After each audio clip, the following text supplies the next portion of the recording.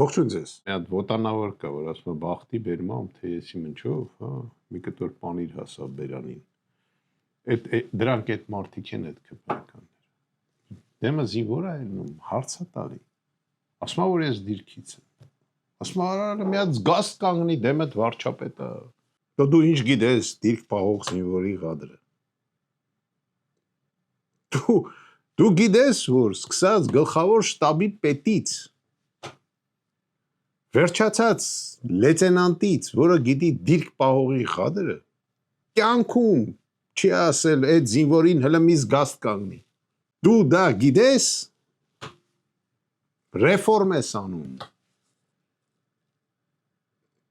Մարտական դիրքում նստած մարդուն չեն շարում, պարոն տիկին վարչապետ, իմացիր, որովհետև դու չգիտես չգրված օրենքները բանակի։ Դիրքի պահող զինվորի հետ,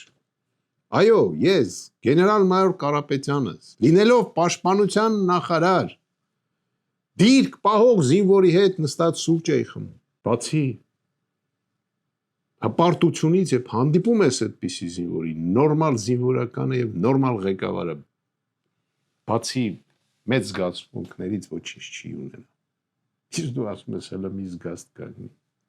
Դու քեզ քաղաքական ձևով սատկացրեցիր, դու որպես վարչապետ քեզ սատկացրեցիր։ Դու եւս մեկ անգամ ցույց տվիր, որ դու հարգանք չունես ծառայող մարդու հանդեպ։ Հավատացեք, ոչ զինվորի հանդեպ, ոչ սպայի, ոչ գեներալի, ոչ քննիչի, ոչ դատախազի, ոչ էլ դատավորի, ասում է դրանք ով են։ Հիշեք, ինչ եք անում։ Ես ասեցի անցած անգամ։ Ավելի լավ է ձեր փողոցի շանը ընտրեք, քան դրան։ Որտեղ ձեր հայաթի շունը ձեզ պաշտպանում է։ Ձեր համար մտածում է, հավատացեք, իր այդ փոքրիկ խելքով։ Սա այդքան խելքել չունի, որ ձեր մասին մտածի։ Մենք 15 համարն ենք։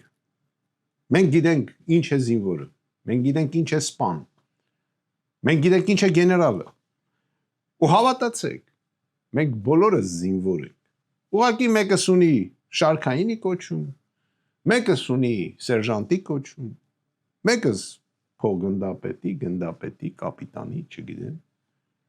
գեներալի, գեներալ գնդապետի, բայց մենք բոլորս հասարակ մեր ազգի զինվորներն են։ Ընտրեք դոկ կուսակցությանը 15 համարը։ Շնորհակալություն։